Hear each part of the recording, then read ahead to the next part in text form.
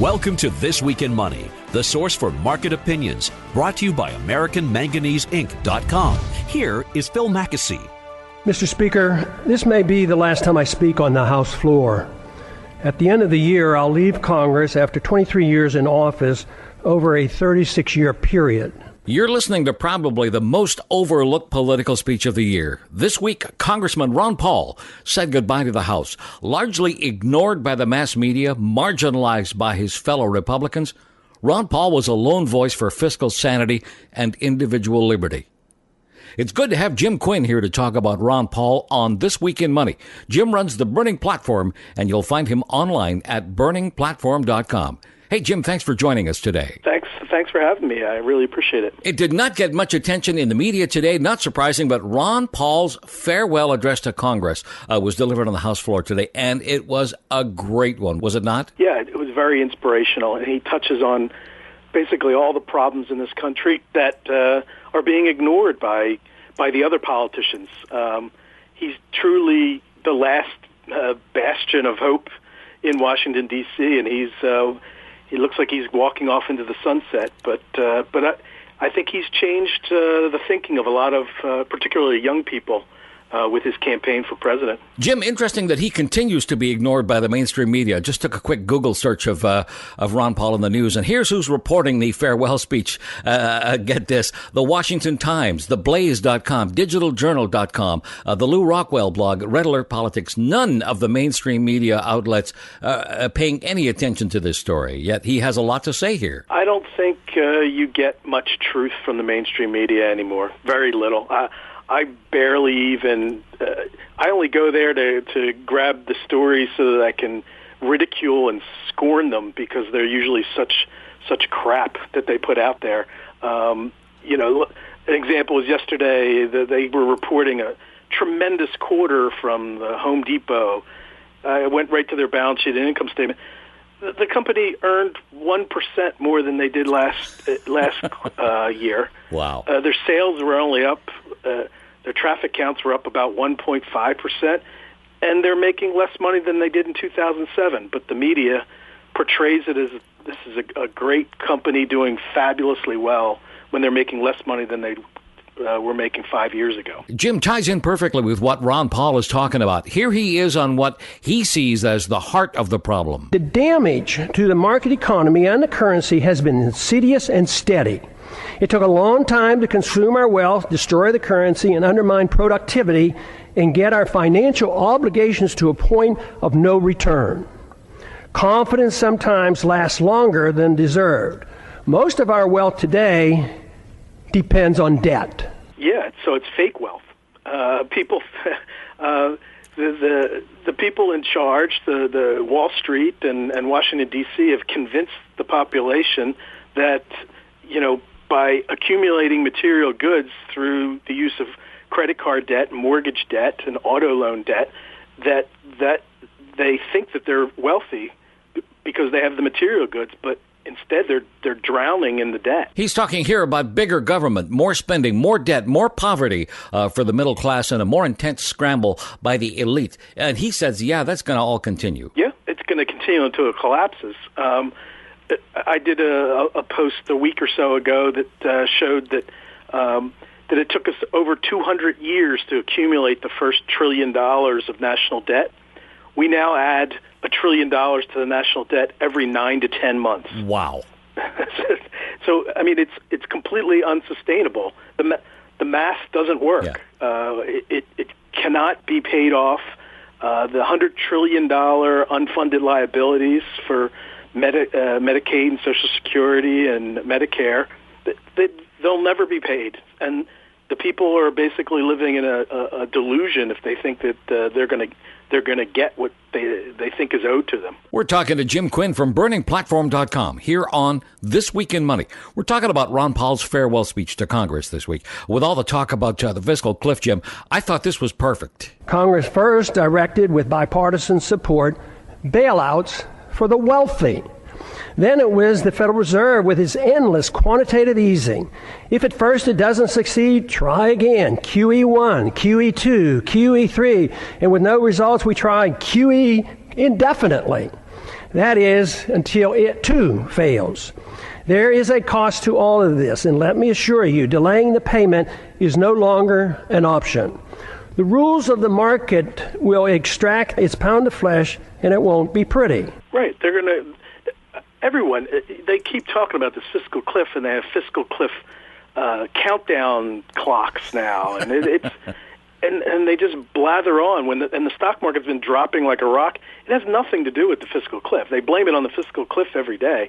The stock market's dropping because we're in a recession.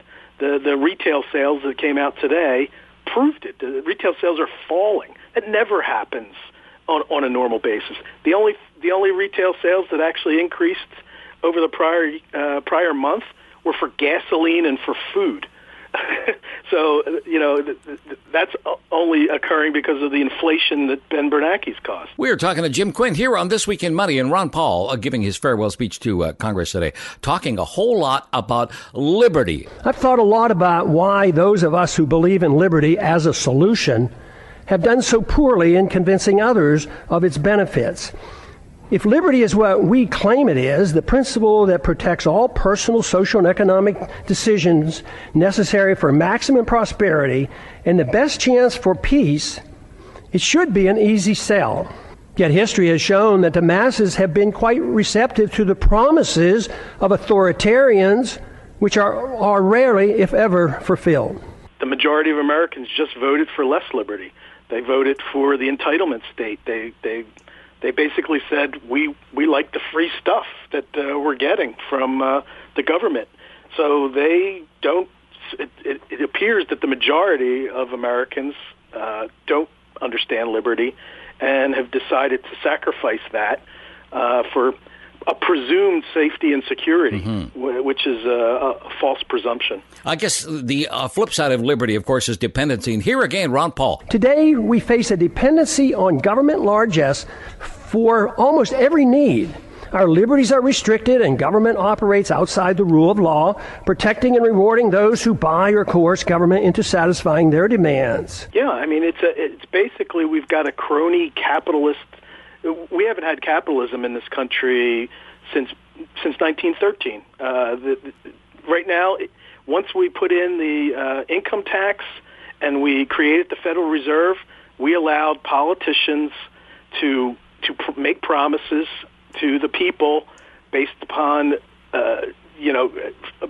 debt and taking more money from us and redistributing it to others, and they're redistributing it to the people who vote for them or control them through contributions, political contributions. Jim Quinn, our guest on This Week in Money. We're talking about Ron Paul's farewell speech to Congress. He's covering a lot of ground, and we hope you are enjoying it. He asks some questions here, and our friends who follow precious metals are going to like this one. Why are Americans not allowed to use gold and silver as legal tender as mandated by the Constitution? Well, I mean, when we went off the gold standard, started in the 30s, and then it was finalized in 1971, gold holds politicians and bankers accountable for their actions, and that's why they don't want us to use gold or silver, and that's why they keep suppressing the prices of it. J.P. Morgan is clearly suppressing the silver market.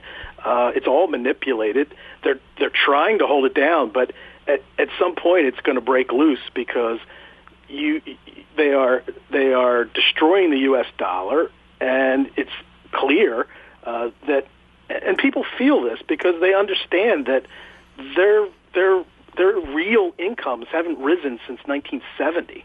The real wages are actually lower today than they were in 1970. What happened right in 1970, 71? We went off the gold standard. Jim, we know Ron Paul has never been a fan of the Fed or of central bankers in general, and for a good reason. Here's a great question. Why do so many in the government and the federal officials believe that creating money out of thin air creates wealth? Well, it does create wealth for Wall Street, and it creates wealth for the people who make wealth off of issuing debt. So the Wall Street and Washington, D.C. love debt. They're the ones earning the interest. They're the ones who are using the debt to fight undeclared wars throughout the world and spend $1 trillion a year that we don't really have on policing the world and telling other countries what they should be doing. Jim, here's Ron Paul again with a great question for House members. Why do so many members defend free markets but not civil liberties? Why do so many members defend civil liberties but not free markets?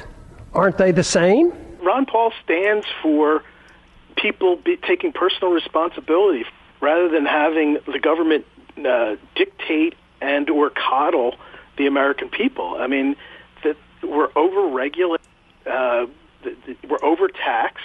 It's clear that we've reached a tipping point where the people are going to just keep voting for the politicians who promise them more stuff. Yeah. And that's just not, it's going to keep going on until it can't. And that point is actually going to come, I think, within the next 4 years, within the Obama final term. We're covering Ron Paul's farewell speech to Congress with Jim Quinn from BurningPlatform.com here on This Week in Money. The economy in focus a lot these days, and here's how he sees it. Economic ignorance is commonplace. Keynesianism continues to thrive, although today it is facing healthy, enthusiastic rebuttals. Believers in military Keynesianism and domestic Keynesianism continue to desperately promote their failed policy as the economy languishes in a deep slumber. I think, as you saw with Ron Paul's campaign, the demographic that he attracted the most were young college students. So they're the ones who are moving up. They're the ones who are getting screwed. They're the ones with $1 trillion of student loan debt and no jobs to get when they get out of college. They're starting to understand. It's common sense that you cannot solve a debt problem, a crisis that was caused by too much debt, by issuing a lot more debt. It just doesn't work. At some point, we have to cut the spending. We're spending $3.8 trillion a year right now. In 2007, before the crisis hit, we were spending $2.7 trillion. And we've got the same level of tax revenue coming in. It's just not sustainable. Jim, another thing you think would not be sustainable, the enormous complexity of U.S. regulations today. Congressman Ron Paul also talked about that. The Federal Register is now 75,000 pages long, and the tax code 72,000 pages, and expands every year. When will the people start shouting, enough is enough? I don't think they will. I think that's the problem. I think that there's not enough people who see what Ron Paul has been preaching. I know my website attracts those people, and it's gaining followers to that message. But with 310 million people and more than half of them not paying taxes and collecting from the state, they've sort of thrown in the towel. I mean, they actually do believe that passing more laws and more regulations actually makes life better for them, but it's actually enslaving them.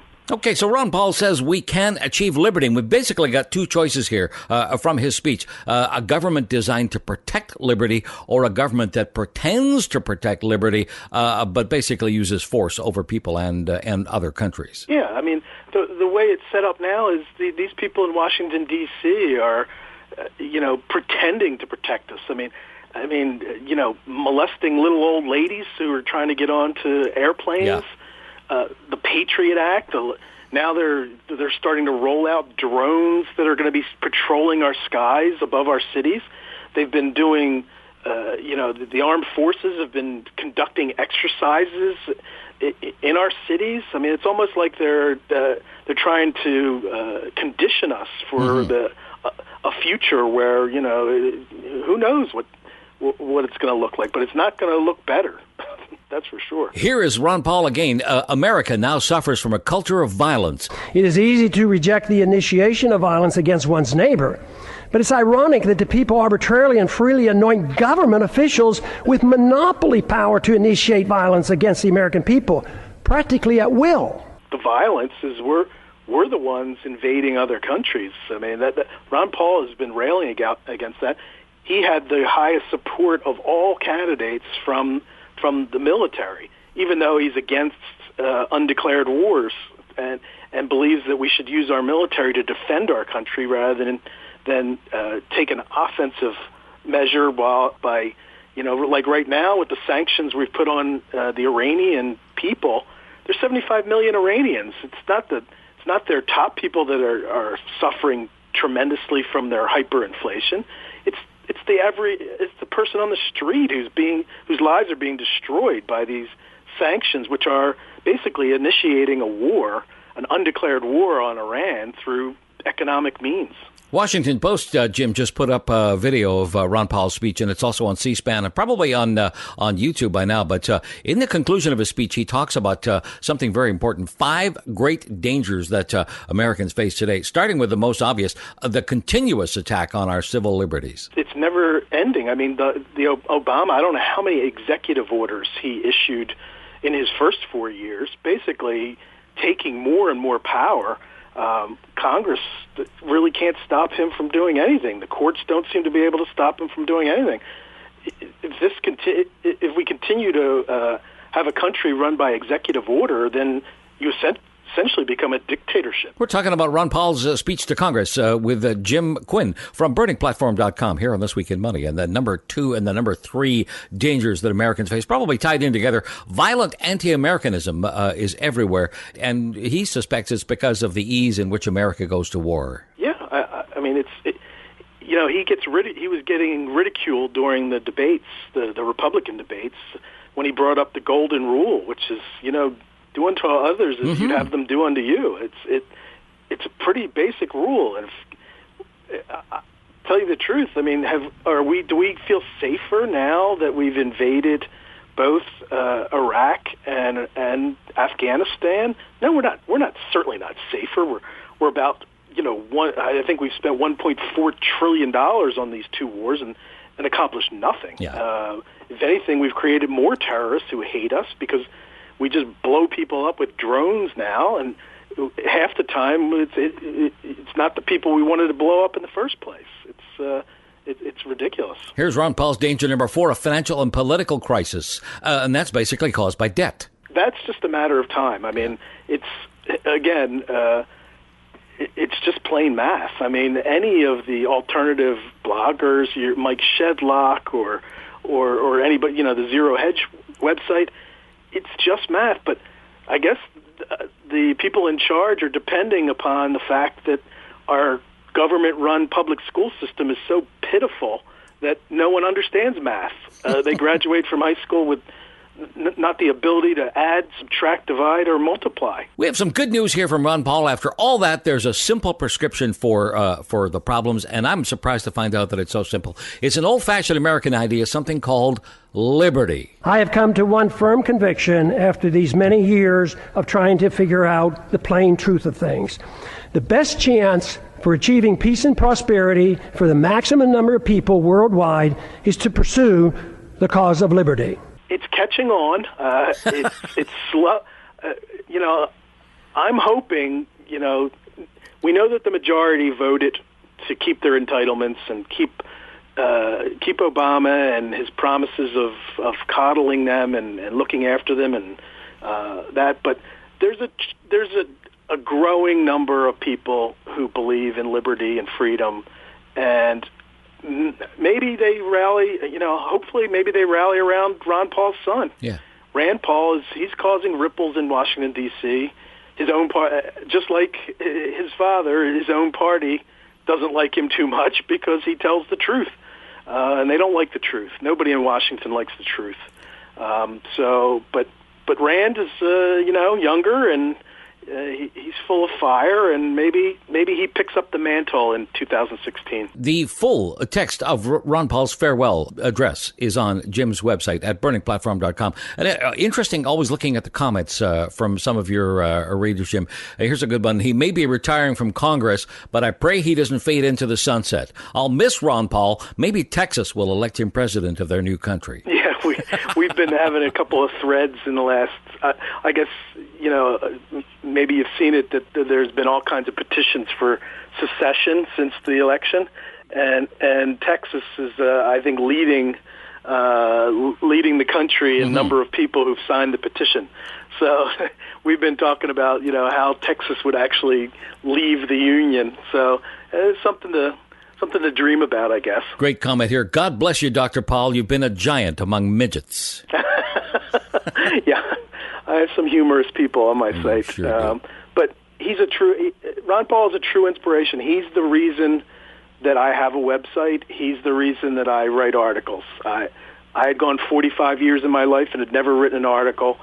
And in 2008, the name of my first article was Why We Need Ron Paul. And since then, I've probably written 300 articles, and they all sort of revolve around his philosophy of liberty, freedom, integrity, and what this country needs to get back on track. The truth is, Jim, we need Ron Paul now more than ever. We do. Yeah. We do. This country, we're on the verge of we're in the midst of some really bad times, and people think it's going to get better, but it's going to get worse until we do what he prescribes. More on Ron Paul, you can visit ronpaul.com or visit Dr. Paul's official website, paul.house.gov. James Quinn is online at theburningplatform.com. He is also on Facebook and Twitter. Jim, as always fun to talk. Thank you, sir. Thank you. I appreciate you having me on. This Week in Money is archived online at talkdigitalnetwork.com. Mike Shedlock's blog is essential reading if you want to stay on top of what's going on. Just Google Mish or head on over to globaleconomicanalysis.blogspot.com. Mish, you're calling Ron Paul's farewell speech the best in his career. Ron Paul, American hero, is the story at the blog. And you are reflecting at the end of Mr. Paul's speech about why the country is broke. Why is the country broke, Mish, and what can we learn from Ron Paul? Well, actually, the superficial answer, which I gave first, is the both parties keep nominating people that claim that they're different from the other party, but when you get right down to it, we still have the same number of wars. They don't do anything about the entitlement spending. The word compromise to a politician in Congress is the Republicans get what the spending they want, and the Democrats get the spending they want. That's how you get a trillion-plus deficit here 4 years in a row. And the more complicated answer is, why does that happen? And it all comes down to corrupt politicians buying the votes of constituents who want to hear the lies that we can afford these things. So the Republicans go out there and say, we can afford more military spending, and the Democrats go out there and say, we can afford more entitlements, and we get more of each, unfortunately. Meanwhile, the unions, the warmongers, the banks, everyone, all the special interest groups are out there buying votes. And one thing I didn't talk about in my blog, but I can mention it here, Phil, is this kind of thing is synonymous with lobbyists actually writing our bills for us. I mean, recall that Nancy Pelosi once said, we have to pass this legislation to know what's in it. Well, great, yeah. And we passed it. We found out what's in it. No one seems to like what's in it. But the only people that knew what was in that bill were the lobbyists that wrote the damn thing. I once commented on my blog, we should, cut out the middleman, stop electing representatives, and instead directly elect lobbyists, because I'm sure they'll be campaigning for exactly what they want. So, that's kind of who's running the country, and sadly, the Supreme Court, at a recent decision within the last couple of years, forget the date, it ruled like corporations are people, that no one can shut off the supply of money to these candidates. So you've got labor controlling the votes in the Democratic areas, and you got the warmongers controlling the votes in the Republican areas. And sadly, for the average U.S. person, we get the worst of both worlds, and that's really what's happened. Mish, you and I know Ron Paul as a libertarian. He was nominally a Republican. What would you say would be the main differences between Ron Paul and the Republican Party? Oh, he's not a warmonger. That is essentially the big difference. He was one of very few that voted against, both of these wars. Mm-hmm. He did not want sending troops to Afghanistan. He did not want to authorize troops for that. He voted against the war in Iraq. He voted against all those fundings as a Republican. Even when Bush wanted to go to war, he said no to that, every step of the way. So I would guess that is the primary fundamental difference is that he actually walks the walk. He is a fiscal conservative. He did not vote for any of these kind of military spending.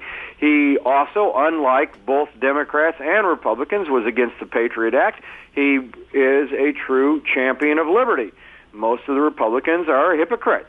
They think you protect freedoms by taking them away.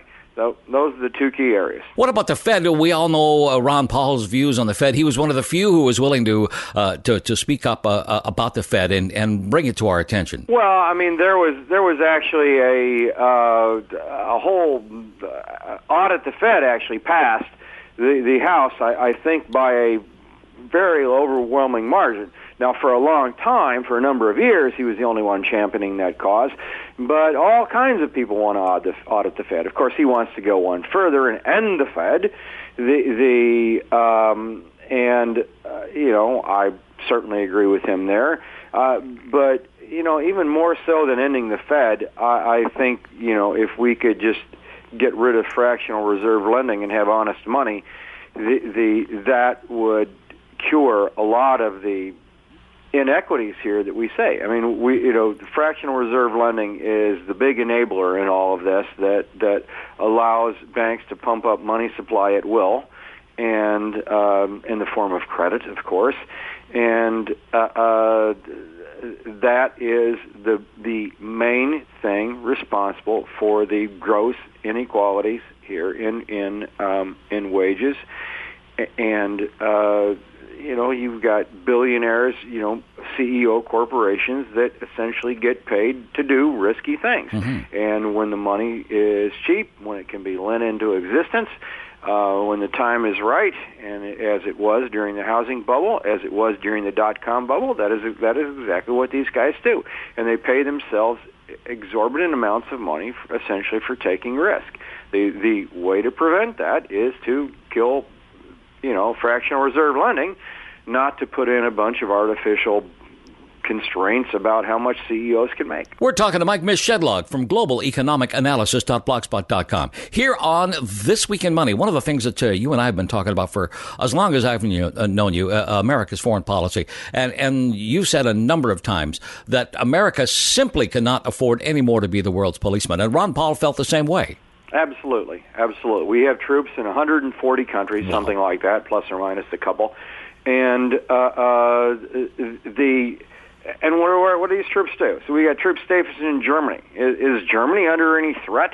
Threat from who? So we got troops stationed over there in Germany, and they spend their money over in Germany rather than spending the money here in the United States. So, why do we need all these troops in the first place? We don't. We got troops in Japan. Same story. They're spending their money over there. Troops in South Korea. Why? 140 countries around the world, the U.S. has troops stationed. I would bring them all home. All of them. From everywhere. Afghanistan, Iraq. We did no good over there. We made enemies in the Mideast fighting wars that didn't need to be fought at a cost of trillions of dollars and a cost of hundreds of thousands of lives. Hundreds of thousands of lives, mostly innocent children Sad. And women and men that had, no part of the Hussein regime. We literally destroyed their country to impose our will upon them, and we envision ourselves as freedom fighters as a result of that. My God. How sad. We're talking to Miss Shedlock here on This Week in Money. We're talking about Ron Paul and his excellent farewell speech to Congress this week. And Ron Paul may be leaving the political scene temporarily, but the ideas that he brought forth and the people he inspired, that's not going away anytime soon. Well, no, it's not. I expect him to do a lot of campaigning, actually, for Rand Paul. I've got my hopes up for Rand Paul. I don't think he would be as good as his father. However, he is a bright, shining star, and he's literally the best hope, that we have for someone sensible from the Republican side. I don't know a lot about Governor Chris Christie, other than what he was able to do with unions in New Jersey. Mm-hmm. But on that aspect, on fiscal constraint, Chris Christie is another one that makes me stand up and salute. I just don't know enough about Christie's foreign policy. About his policies, his views towards the Fed, and the like. I do know Rand Paul's views, and they're consistent with his father. I don't think Rand is as strongly opposed to war as Ron Paul was, but we'll see. Some of the stuff is going to come out, and then some of this stuff, some of these candidates are going to have to take a slightly more pragmatic view to have a chance of getting elected. Hopefully, once they're in there, they can do what really needs to be done, which is slash a lot of spending, slash a lot of entitlements, end the Fed, restore the U.S. to fiscal sanity, and we'll see. We've had 4 years of Obama. We're going to have 4 more years, but at least we don't have the prospect. This is the best thing to come out of the election. We don't have the prospect of Mitt Romney running again 4 years from now. We can start all over. That's the best thing to come out of this election, is a chance to start over 4 years from now. Ron Paul, American hero, his farewell speech to Congress and Mish's reflections on why the country's broke. It's the latest from Mike Shedlock's blog at globaleconomicanalysis.blogspot.com. Mish on Twitter at MishGEA. And don't forget Mish's blog, a free app for your iPhone or iPad at the iTunes store. Hey, thank you, Mish. Good to talk to you, bud. Pleasure to be back on the show, Phil, and always a pleasure to championing the views of Ron Paul. He has taught me a lot. This Week in Money is archived online at talkdigitalnetwork.com.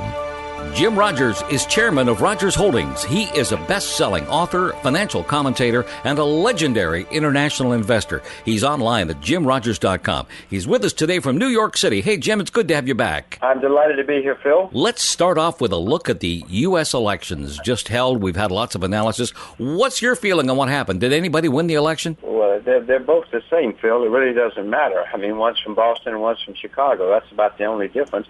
No, they both... These are the guys who got us into this problem, and the idea that they can get us out is lunacy. No, we're going to have more debt, more spending, more money printing. This is not good news for anybody, except the people who won. Last time, Jim, you and I talked about, I guess about a year ago, and it seems to be a good idea to talk about now. We talked about something you're very proud of, govathome.com. That's where politicians live and work in their home districts, away from the lobbyists and in front of their constituents. It seems like a great idea. Well, it is a great idea, and it'll probably take, several decades for it to come to fruition, because there are many, many interests against it. All the lobbyists are against it. All the vested interests are certainly against any kind of change, especially one that would cost them money and time and problems. It'd be good for the world, but it takes a long time for that to sink in. So for folks who may not have heard you and I talking last year, tell me a little bit about the idea behind govathome.com, how it works. Well, if you want to set up a government, Phil, in 2015 or 2018, you would probably do it over the computer. You wouldn't say, okay, we're going to send everybody to one small town in one location, which is a big hassle for everybody, where all the lobbyists can find them. America has 535 congressmen and senators. The way we do it now is we send them to Washington. Thousands of lobbyists gather there and lick their chops and get to see these guys, take them to dinner, et cetera, et cetera. In the meantime, the congressmen are far away from what's going on in California or Alaska or Arizona or wherever they happen to, their constituents are. They go to different schools. They drive different highways. They shop in different stores. So they're very out of touch with their own constituents. They're out of touch with the way the world is, but they're very much in touch with the thousands of lobbyists. So the lobbyists write the laws, The lobbyists tell everybody what to do. In the meantime, you and all the American citizens suffer. So the point is just let the guys stay at home. Yeah. Let them meet over the computers just like everybody else would in 2018. And that way, if the lobbyists want to come see them, they can. But the lobbyists have to go to 535 districts instead of us sending 535 congressmen to the lobbyist in Washington. Jim, one of the advantages that you pointed out last time we talked of Gov at Home is that it does not require any rewriting of the Constitution. It doesn't require much change at all. I mean, all you got to do is turn on your computer. In 1789, when they set all this up, there were no computers. There was no mail. There was no anything. Now it's all the world has changed. Just like congressmen can fly to Washington, they can also do their business on the computer.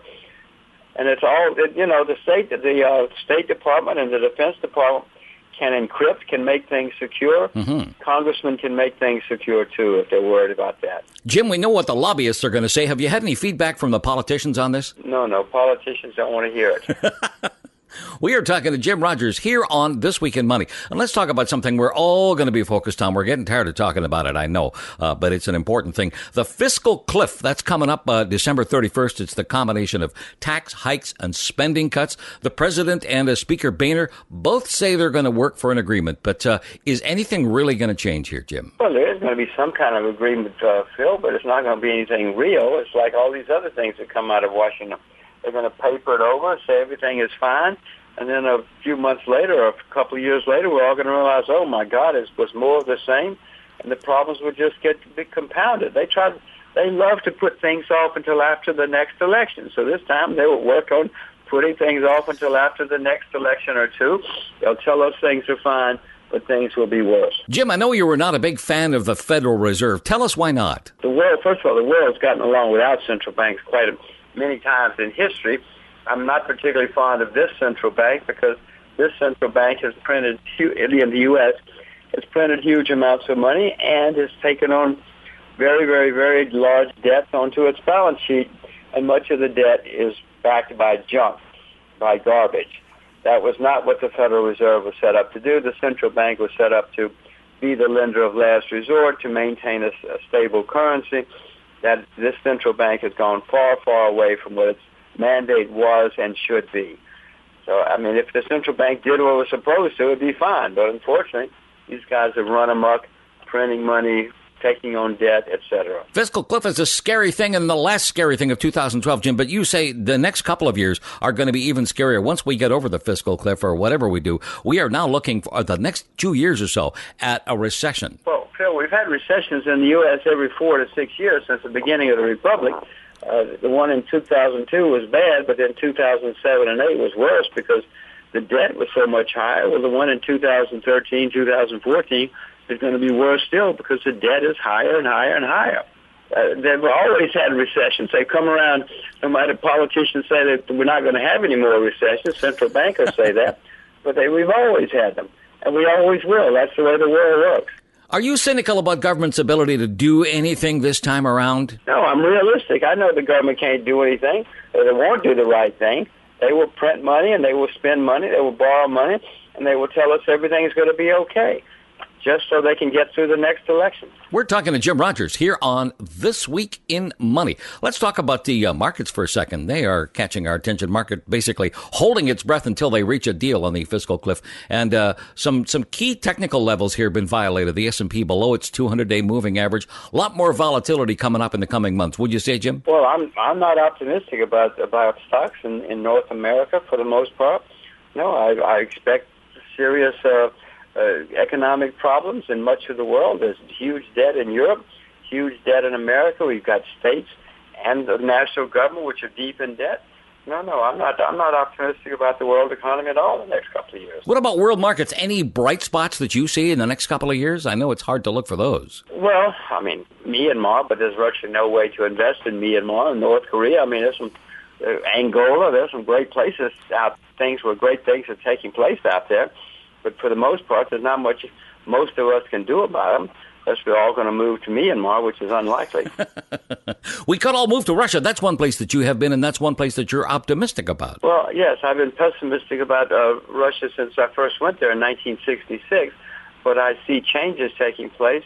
So I have no investments there now, Phil, but I am looking for investments in Russia if I can find good things. Jim, you've built a reputation on commodities, and that seems to be one bright spot in the future. What do you feel about commodities going forward? What kind of commodities, and why do you like commodities going forward from here? Well, I'm more bullish on agriculture than anything else because, inventories have been worked off for the last. We've been producing less than we've been consuming for the last 10 years, with the result that inventories are historically low. We're running out of everything, Phil. We're running out of farmers. The average age of farmers in America is 58. In Japan, it's 66. I could go on and on. So we have very low inventories. We have not much money or people or management or labor has gone into agriculture. So agriculture is very exciting as far as I'm concerned. I own all the commodities. If the world economy gets better, Phil, commodities will be strong because of shortages. If the world economy doesn't get better, they're going to print money. It's the wrong thing to do, but that's all they know to do.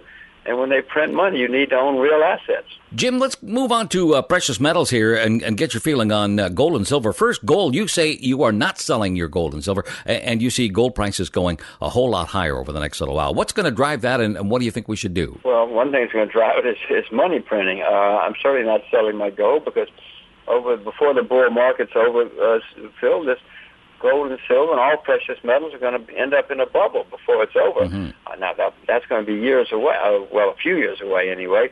At that time, I hope I'm smart enough to sell when the bubble comes. Who knows what will drive it, but political instability, war, money printing, inflation, many things can cause the bubble to eventually come, prices to go higher until they turn into a bubble.